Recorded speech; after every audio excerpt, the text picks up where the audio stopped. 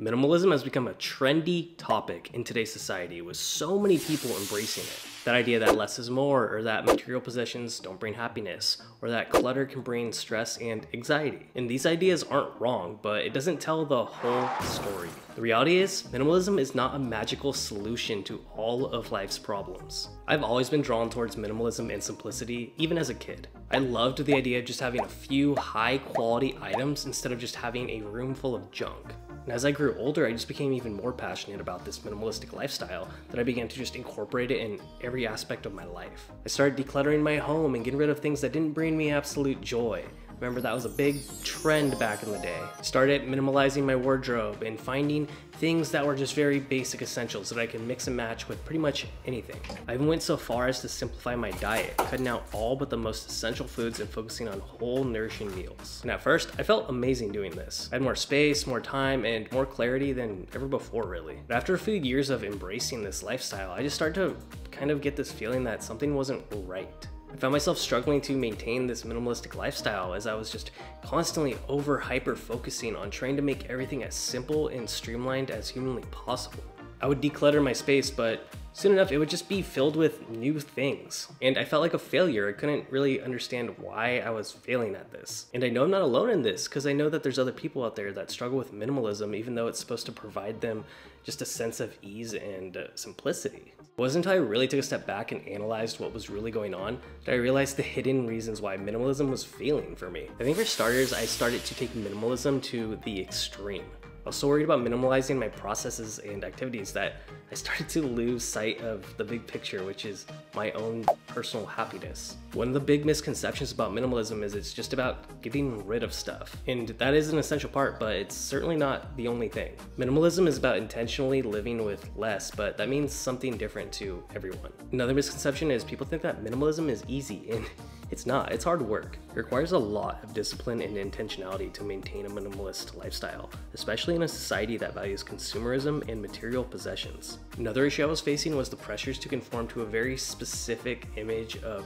what it is to be a minimalist. There are so many Instagram accounts and blogs and YouTube channels devoted to minimalism, each with its own set of rules and expectations. I felt like I had to follow these very specific rules and ideas to live up to what it is to be a minimalist, and that was just giving me so much stress. That pressure to conform to this very specific aesthetic of what it is to be a minimalist, that they're doing it wrong if they don't have a very specific amount of personal possessions, or that they live in a very certain type of house. This made me realize that I was using minimalism as a way to avoid other deeper issues within my own life. I thought that simplifying my possessions and my activities, I could somehow simplify my emotions and my relationships. But this minimalistic lifestyle actually backfired because it made it harder for me to connect with others. But for a while I thought that if I just worked harder and just got better at being a minimalist, then things would just fall into place. I know it takes a lot of time to see results, and that was just my mentality. Eventually I realized that I needed to actually reevaluate my approach to minimalism altogether. I started following different approaches and really just experimenting with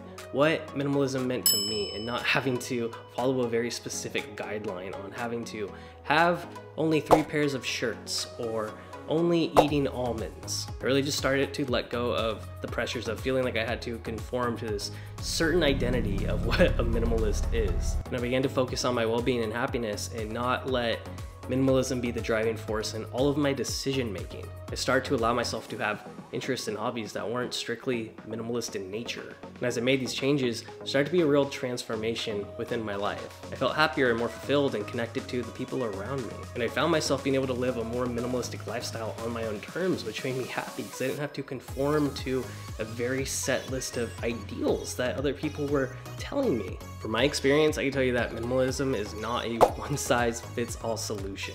Everyone's journey towards simplicity looks different, and that's okay. Don't feel like you have to conform to a certain set image or set rules to feel like you're a minimalist. It's not a cult, and if it is, then I want out. It's not a magic bullet, and it's not going to solve all of your problems overnight. And in my experience, it can create a whole mess of new problems. Minimalism is not just about getting rid of stuff, but rather just being intentional about what you bring into your life. It's about finding that perfect balance between having enough to live comfortably, but not being weighed down by a ton of possessions. I think a lot of people may adopt minimalism a little bit too quickly and rigidly at the beginning. They might go and declutter their entire house during the weekend, or set a very specific set of rules that they're not used to following on what they can and cannot buy. But what's really helped in finding my own version of what minimalism means to me is just understanding my why. Why do you want to do this in the first place? What is your motivation behind doing this? Are you doing it to try to fill a void or think that it's going to fix other problems in your life? Or do you actually want to have less stuff in your life? If you don't have a why and things start to get tough, you're not going to stick with it. You're going to get really demotivated really quickly. It's about making intentional choices that align with your values and your goals. Don't beat yourself up when you're not happy with the results, or that you're slipping when you actually internally want something, but you're telling yourself you can't have it, because that's not going to bring you happipiness either. In a lot of ways, minimalism was a great fit for me because I like quality items over quantity items. I'll go and I'll spend a lot more on a shirt than maybe 3 shirts if that one shirt is something that is going to last a lot longer. And I'll admit, I like brands and I'm a sucker for brands, and again, it's gonna cost more, but a lot of times those high quality items are going to outlast those other three items that you can get for the same price. I also found that minimalism was great for my consumption habit.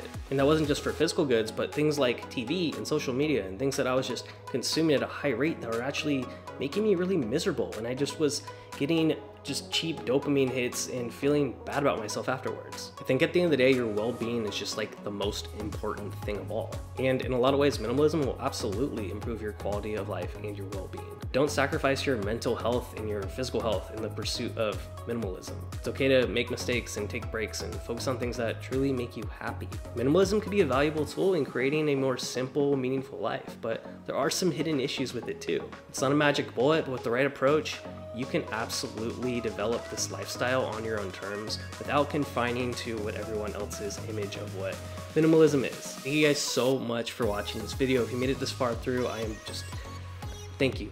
Seriously, thank you so much. Please hit that like button and subscribe if you have not already. If you like my face, I have a whole catalog of videos that I've been making for you guys. There's this next one coming up that you can check out afterwards. And I will catch you in the next one. All right, later.